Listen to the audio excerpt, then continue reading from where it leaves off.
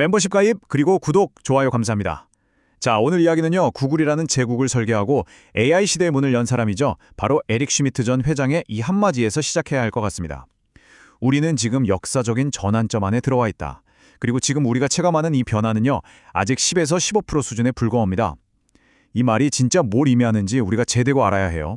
지금 우리가 보고 있는 이 AI 혁명, 이 엄청난 변화의 물결조차도 다가올 진짜 세상의 15%짜리 예고편에 불과하다는 어떻게 보면 좀 서늘한 경고거든요. 그럼 나머지 85%의 미래는 대체 어떤 모습일까요? 오늘 분석은 단순한 기술 트렌드 이야기가 아닙니다.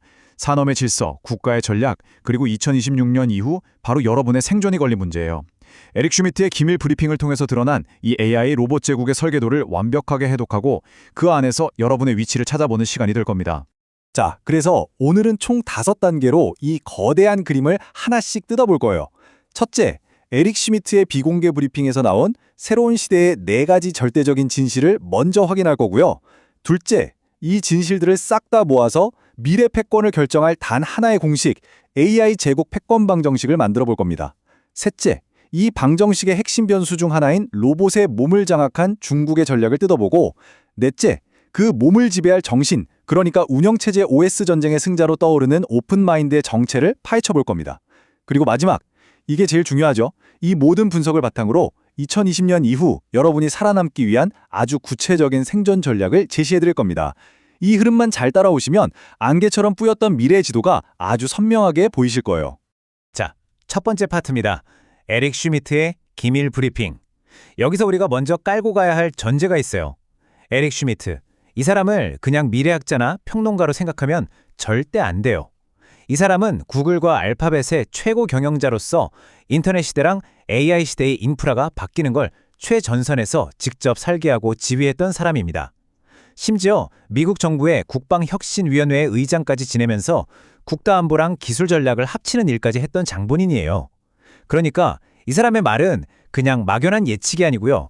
이미 현실이 돼서 움직이기 시작한 미래에 대한 가장 정확한 증언이라고 봐야 합니다.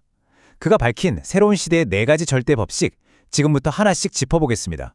첫 번째 진실, 올해는 에이전트의 해다. 노동의 기본 단위는 더 이상 인간이 아니다.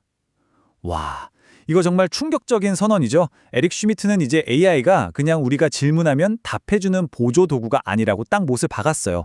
목표만 딱 던져주면 알아서 계획하고 실행하고 보고까지 하는 독립적인 에이전트 단계로 들어섰다는 겁니다. 이게 왜 무서운 말이냐면요. 이 에이전트라는 것의 숫자는 인구에 묶여있지가 않아요. 오직 전력량에 의해서만 결정됩니다.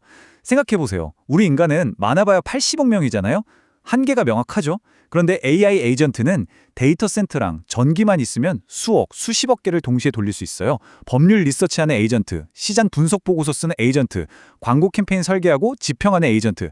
바로 지금 이 순간부터 인류 역사 수만 년 동안 이어져 온 노동의 기본 단위가 사람에서 에이전트로 바뀌는 문명자적인 대전환이 시작됐다는 겁니다. 두 번째 진실은요, 인류의 새로운 병목 현상입니다. 지난 10년 동안 AI 경쟁은 누가 더 똑똑한 알고리즘을 만드냐 이거였잖아요. 근데 이제 판이 완전히 바뀌었어요. 누가 더 많은 전력과 데이터 센터, 반도체 칩을 확보하느냐. 소프트웨어 전쟁이 하드웨어 전쟁으로 넘어간 겁니다. 에릭 슈미트는 2030년까지 미국 안에서만 약 92기가와트 규모의 전력 부족 사태가 올 거라고 구체적인 숫자까지 딱 제시했어요. 92기가와트. 이게 어느 정도냐면요. 원자력 발전소를 수십 개는 더 지어야 따라갈 수 있는, 말 그대로 한 나라의 전력 시스템을 통째로 흔들 수 있는 그런 엄청난 양이에요. 이제 AI 패권 전쟁의 진짜 싸움터는 모니터 안의 코드가 아니라 사막에 데이터 센터 짓고 바다에 해저 케이블 깔고 국가 전력망을 확보하는 바로 이 물리적인 현실 세계가 된 겁니다.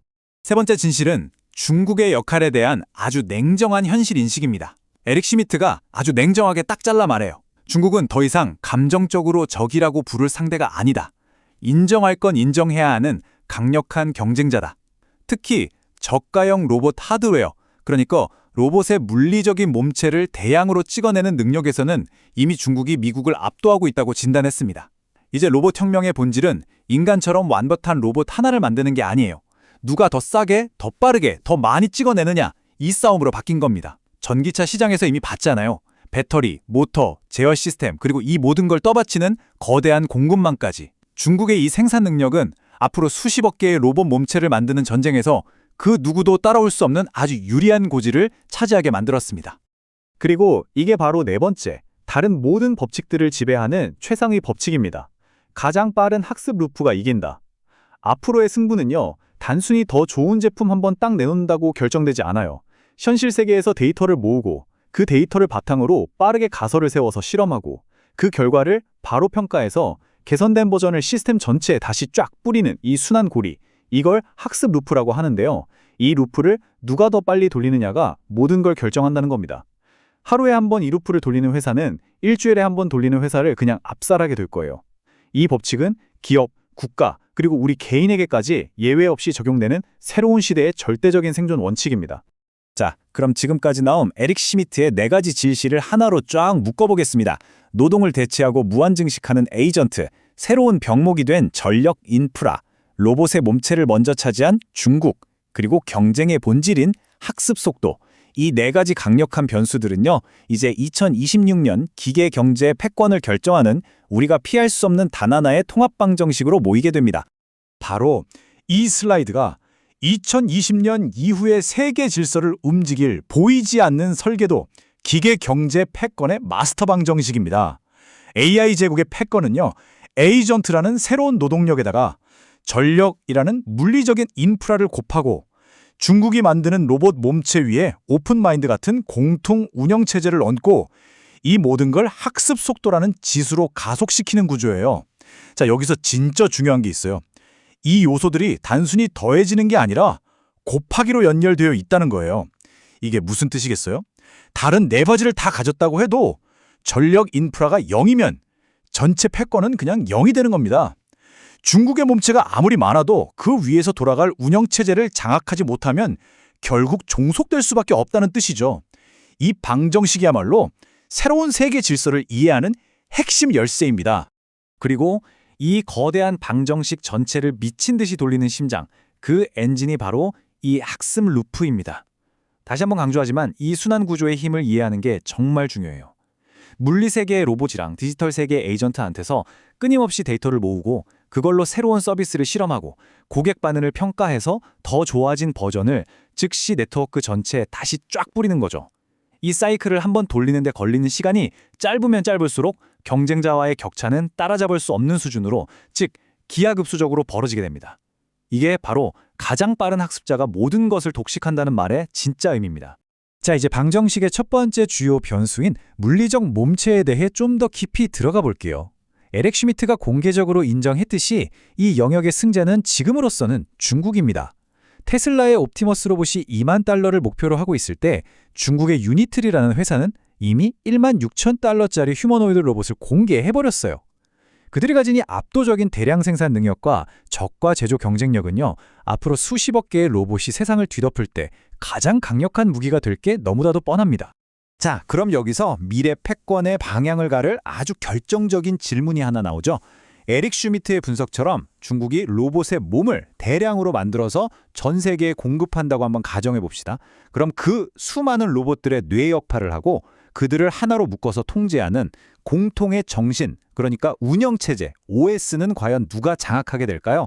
이 질문에 대한 답에 따라서 중국은 그냥 하드웨어 하청 공장으로 남을 수도 있고 아니면 진짜 제국의 지배자가 될 수도 있는 겁니다. 그 질문에 대한 답이 바로 여기에 있습니다. 정신의 지배자. 그리고 그 중심에는 오픈마인드라는 거대한 계획이 있어요. 하드웨어, 즉 몸체 전쟁의 다음 단계는 그 위에서 돌아가는 소프트웨어, 바로 OS 전쟁입니다.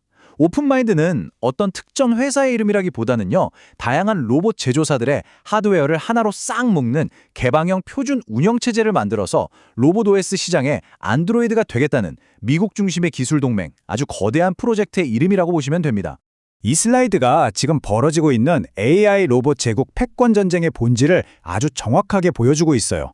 왼쪽은 중국이 장악한 물리적인 몸체, 즉 하드웨어의 세계입니다. 오른쪽은 오픈마인드로 대표되는 미국 중심의 개방형 플랫폼이 노리는 정신, 바로 OS의 세계죠. 이건 역사가 이미 여러 번 보여졌어요. 생각해보세요. PC 시장에서 수많은 하드웨어 회사들이 인텔하고 마이크로소프트에 종속됐잖아요. 스마트폰 시장에서는 노키아, 모토로라 같은 거인들이 안드로이드와 iOS라는 OS 제국 아래서 그냥 무너져 내렸죠. 몸체, 즉 하드웨어가 저렴해지고 누구나 만들 수 있게 될수록 그 위에 올라가는 공통 OS와 생태계가 모든 권력과 부를 독점적으로 빨아들입니다. 오픈마인드의 전략은 딱 한마디로 로봇계의 안드로이드가 되겠다는 거예요. 이 슬라이드의 대비가 모든 걸 말해주죠. 왼쪽의 테슬라는 로봇 몸체부터 소프트웨어, 서비스까지 모든 걸 자기들이 다 만들어서 독점하는 애플식 폐쇄형 제공 모델입니다. 강력하긴 한데 확장에 한계가 있어요.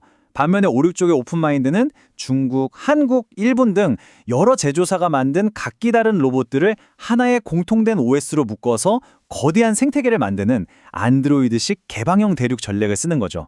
역사적으로 보면 단기적으로는 폐쇄형 제국이 화려해 보이지만 장기적으로는 수많은 파트너들을 끌어들이는 이 개방형 대륙의 네트워크 효과가 결국 시장 전체를 지배해왔습니다. 그럼 이 OS 전쟁의 최종 승자가 얻게 되는 궁극적인 특권은 뭘까요? 바로 인지세, 커그니티브 텍스를 징수할 권리입니다. 세금이죠, 세금. 오픈마인드는 단순히 OS만 제공하는 게 아니에요. 이 생태계 안에서 일어나는 모든 로봇의 경제활동, 그러니까 물류, 제조, 배달, 청소, 간병 같은 모든 행동에서 생기는 가치의 일부를 수수료처럼 떼어가는 경제적 두뇌가 되는 데 목표입니다. 생태계의 지배자는 그 시스템 위에서 일어나는 모든 거래로부터 세금을 걷는 마치 봉건시대의 왕과 같은 존재가 되는 거예요. 그들이 버는 돈은 더 이상 노동의 대가가 아니라 시스템 자체를 소유했기 때문에 얻는 지대, 즉 렌트인 셈이죠. 자, 이제 이 거대한 지정학적, 기술적 분석을 가장 중요하고 현실적인 바로 우리 개인의 차원으로 가져와 보겠습니다. 이 거대한 변화 속에서 나는, 여러분은 도대체 어디에 위치하게 될 것인가?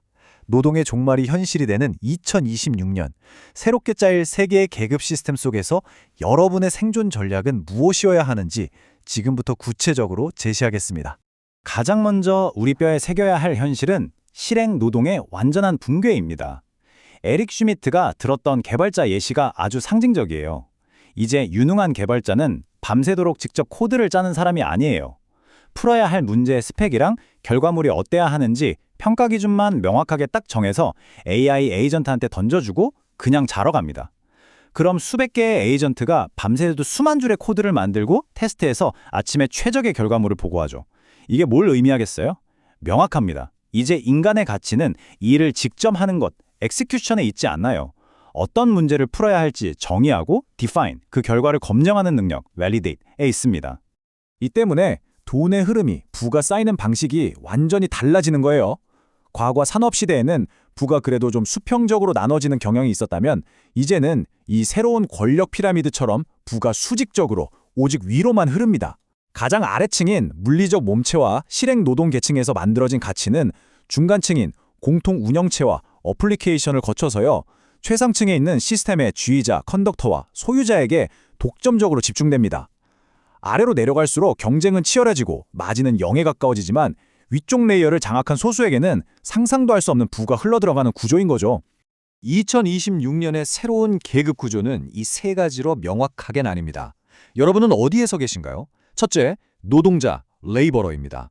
AI와 로봇 옆에서 그들이 시키는 단순 반복 업무를 하면서 생존 확률은 5% 미만, 가장 먼저 대체될 운명이죠. 둘째, 지휘자, 컨덕터입니다. AI 에이전트 오케스트라를 감독하고 그들에게 목표를 설정해주고 결과물을 검증하는 핵심 가치 창출자, 생존 확률은 85%에 달합니다. 마지막은 소유자, 오너입니다. 최상위 네트워크와 인프라 자체를 소유하면서 시스템에서 나오는 모든 부를 독점하는 계층으로 생존 확률은 99%입니다. 이 냉정한 숫자가 여러분이 지금 당장 내려야 할 선택의 무게를 보여주고 있습니다. 그렇다면 노동자가 아니라 지휘자나 소유자가 되기 위한 4가지 행동 지침은 뭘까요? 첫 번째, 이제 직접 일하는 거 그건 멈춰야 합니다. 여러분의 핵심 자산은 이제 에이전트에게 명확하게 일을 시키고 프롬프트, 그 결과가 옳은지 검증하는, 밸리데이트하는 능력이에요. 두 번째, 검증의 기준을 장악해야 합니다. 올바른 목표 함수를 설계하고 AI의 결과물을 정확히 평가하는 사람이 기하급수적인 보상을 가져갑니다. 세 번째, 상위 레이어를 읽으세요. 개별 로봇 하드웨어 뉴스 같은 거 말고 로봇 OS, 분산 컴퓨팅, 디지털 신원 인프라 같은 거대한 흐름을 추적하고 이해해야 합니다. 마지막 네 번째, 초기 네트워크를 소유해야 합니다. 승자 독식 시스템에서는 여러분의 포지션이 곧 자산입니다. 플랫폼의 주인이 될 수 없다면 최소한 그 네트워크의 가치를 초기에 알아보는 현명한 참여자가 되어야만 합니다. 이 모든 전략은 결국 하나의 근본적인 사고방식 전환을 요구합니다. 왼쪽의 낡은 이제는 버려야 할 사고방식은 내 가치는 내가 얼마나 열심히 오래 일하는가에 있다고 믿는 거죠. 하지만 오른쪽의 새로운 필수 생존 사고방식은 이렇게 말합니다.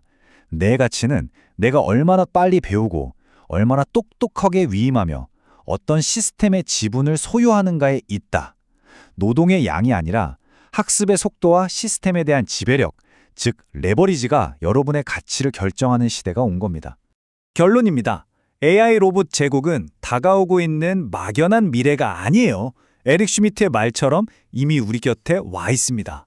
이제 남은 유일한 질문은 그 거대한 제국 안에서 여러분의 포지션은 무엇인가? 이거 하나뿐입니다. 여러분은 시스템에 의해 대체될 운명의 노동자로 남으시겠습니까? AI 에이전트를 지휘하는 지휘자가 되시겠습니까? 혹은 이 시스템 자체를 설계하고 소유하는 소유자가 되시겠습니까? 선택은 이제 온전히 여러분의 몫이고 그 결과에 대한 책임도 여러분이 지는 겁니다. 꼭 기억하십시오. 가장 빨리 배우는 자가 이깁니다. 당신은 노동자로 남을 것인가? 아니면 시스템의 지휘자나 소유자가 될 것인가? 에이전트와 전력, 그리고 시스템의 제국은 이미 그 거대한 톱니바퀴를 돌리기 시작했습니다.